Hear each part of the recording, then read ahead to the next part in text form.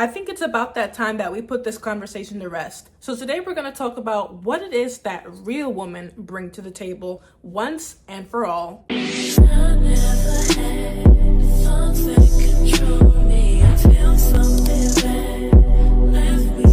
First and foremost, why is this conversation necessary? I know it's a conversation that we've had on social media, on Facebook, on all these different platforms time and time again, but why is it so important that we address what it is that women do bring to the table? Well, a lot of women feel as if they don't need to bring anything to the table. In fact, a lot of women go so far as to think they are the table. It doesn't get any better than that.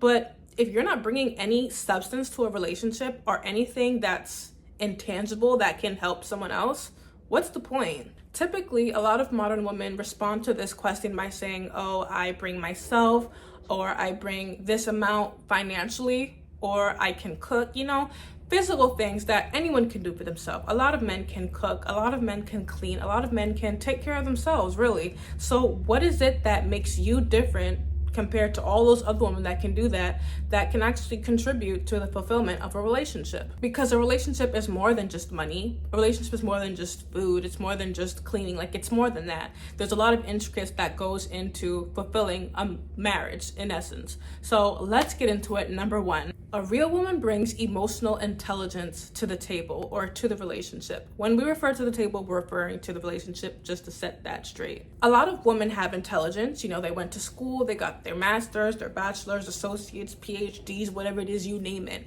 But a lot of women lack emotional intelligence. They lack empathy. They lack awareness. They lack understanding and support, because a lot of them are so used to doing things on their own that when it comes to understanding someone else's point of view, or possibly putting yourself on the back burner to sacrifice your own needs, it's like a foreign language to them, trying to understand that concept. But being able to understand someone on an emotional level, even though you might not totally agree with all the decisions being made, that can really lead to some deeper connections. Like, for instance, though I might not agree with every decision my husband makes, I might not even understand every decision he makes. I respect it. At the end of the day, I chose to marry that man. I trust his judgment, and I chose to submit to him. I consider him my leader, my head, and I trust that if he says something, it means something, and I'm going to agree with it. And yes, it takes an emotionally intelligent person to do that, because sometimes we're just so used to doing our own thing. We want to stand on what we want to do, but sometimes you just got to pull back and give your husband the reins. So emotional intelligence is definitely something that a real woman brings to the table. Learning when and when to pick your battles, because not everything needs to be brought up, The next thing I believe a real woman brings to the table is resilience and adaptability. I think it's so important in a marriage to learn how to be resilient, to learn how to be flexible, because from a childhood, we have this idea in our heads that marriage is going to be this perfect thing, this fairy tale, nothing ever bad is going to happen. But that's just not the reality, as we all came to know. Certain things are going to happen. Sometimes you're going to be inconvenienced. Oh my God, so many times I have been inconvenienced by my husband because of things that just came up. He might have had something to do with work or something to do with our local school. Things happen, life happens. And of course, those frustrations in the moment can be really annoying, but how are you going to deal with it? Are you going to get out of character? Are you going to get ugly? Are you going to say, oh my gosh, why didn't you tell me sooner? You can't do that. Events might happen in your marriage that are unpredictable, such as maybe a person might be laid off, maybe you guys might not have the financial means to make the rent, or maybe you might be getting evicted. There's so many things that can happen. And are you going to learn to push through those battles and trials that are sure to come? Are you going to learn to have resilience, or are you going to run at the nearest exit when things get a little bit hard? It's so sad in this day and age. So many people are taught to just run away when things get hard. I think the difference between marriages today and marriages way back when, though they weren't perfect, our grandmothers and grandparents, they had resilience. They understood what was important at the end of the day, and they chose to get through that for the sake of their marriage. They learned to endure hardship. A lot of those marriages, we want those happily ever afters, but we don't want to go through the hard stuff because we're fearful, or we just pure laziness. We just don't want to deal with it. But that's marriage. Sometimes you're going to have to deal with the hard things. You have to be willing to do that. And if you're not mentally ready to do that, then maybe marriage isn't something that you should consider at this point in your life. So resilience and adaptability, that's something that you're definitely going to want to learn and even practice with those around you, maybe your friends or your family, because those are traits that a real woman's going to bring to her marriage that's really going to help carry them. Next, being nurturing and caring. You know, so many women today I've noticed are just so rough, you know, and I feel as if it might be due to, you know, situations, circumstances, maybe, you know, and a lot of single women especially, they feel as if they have to play mom and dad, especially when it comes to the male children. They want to be a little rougher. So I've noticed a lot of single women tend to be a bit more rough around the edges. You know, it's a bit harder for them to be a bit more soft and feminine because they've had to play both roles for so long. But being nurturing, I think, is such a blessing in a marriage. I love just waiting for my husband to come home. You know that song by Beyonce, Cater to You? Yeah, that's my anthem.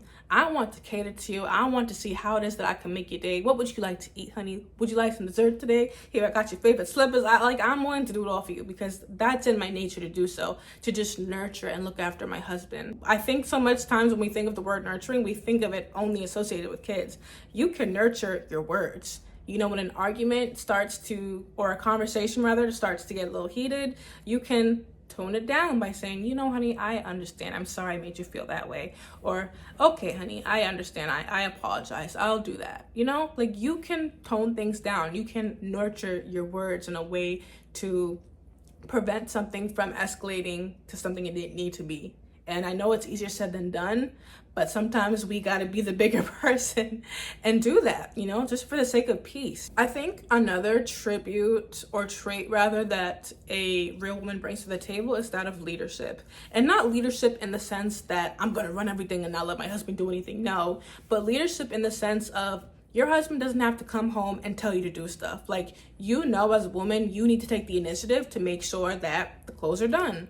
You know, if your husband is going out to camp or he's traveling, you need to have his bag packed, his meal ready. Like your husband doesn't need to tell you nothing. You already know what to do. You know to make sure the house is clean. You know to make sure whatever it is that your husband wants you to do, you do it. You know, you take it a step above and beyond. Nobody has to tell you nothing. You know, if my husband had to constantly tell me to do things over and over again, that would get so repetitive, so redundant, and I know after a while he would just get so annoyed. And how would you like it if you came to work and always told people, you need to be doing this, you need to be that? Like, that gets annoying. In a work setting, it gets annoying, so how much more so in a marriage setting? Like, you know what you need to do it. Take the leadership. Don't wait on someone to tell you to do it.